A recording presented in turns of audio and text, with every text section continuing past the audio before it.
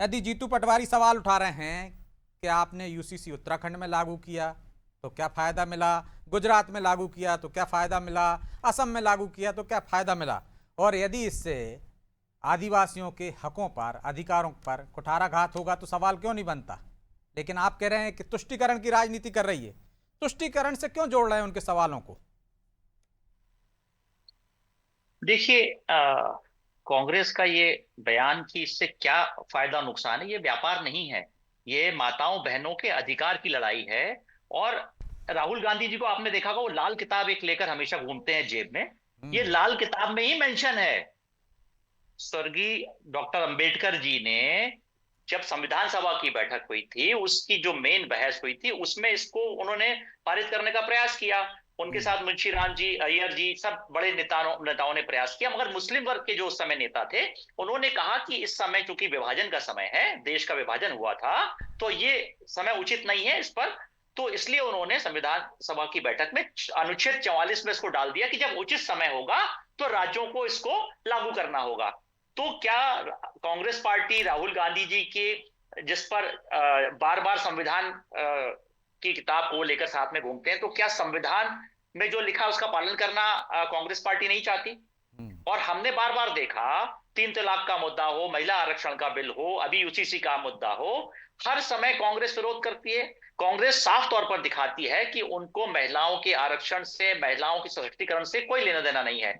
और जहां तक वर्ग विशेष की बात करें, तो वर्ग विशेष की महिलाओं को ये वोटर मानती हैं। जिस दिन कांग्रेस उनको नागरिक मानने लगेगी, उस दिन उनको लगेगा कि हमको यूसीसी का विरोध नहीं करना। अच्छा बताइए, यूसीसी से किसको नुकसान है?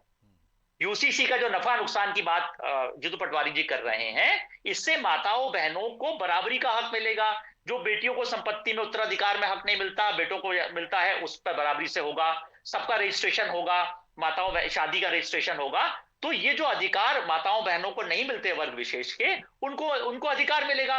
वो बराबर ठीक। के पायदान पर खड़ी होंगी। तो सीताराम जी, ये कोई व्यापार नहीं है।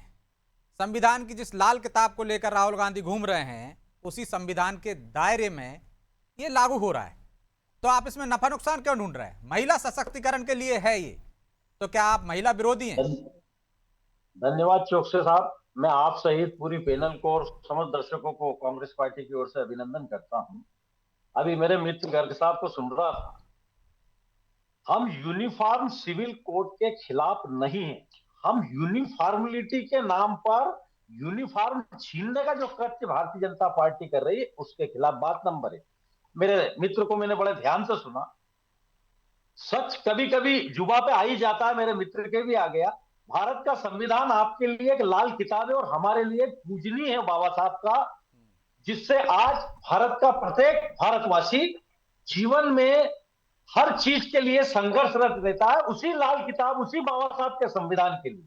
बाबा साहब का संविधान अनुच्छेद 44 यूसीसी है उसमें, लेकिन उसके साथ ही उसी संविधान के अंदर 25 से 29 के अंतर्गत धार्मिक स्वतंत्रता और सांस्कृतिक विविधता भी है। हम ये नहीं चाहते कि भारत देश में रहने वाले पूरे जितने भारत देश के अंदर लोग रहते हैं, वो सभी भारत देश के नागरिक हैं। किसी भी व्यक्ति के खिलाफ, किसी भी व्यक्ति के ऊपर कभी भी किसी व्यक्ति के अधिकारों का हनन नहीं होना चाहिए। आप यूसीसी की बात कर रहे हैं। यूसीसी का आपने एक आयोग बनाया अप्रैल में।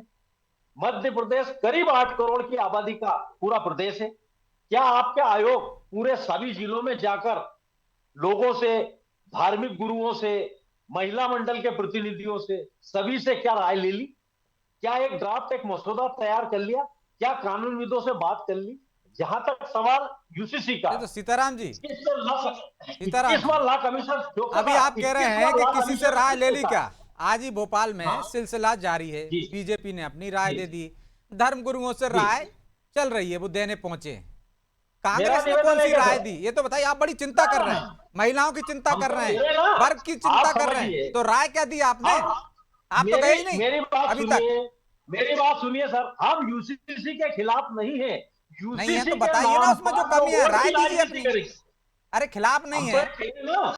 अरे आप ईमानदारी से, ईमानदारी पूर्वक आप क्या करना चाहते हैं वो प्रदेश के हम्म। सामने रखिए। प्रदेश के सामने रखिए कि हमारी मंशा ये है।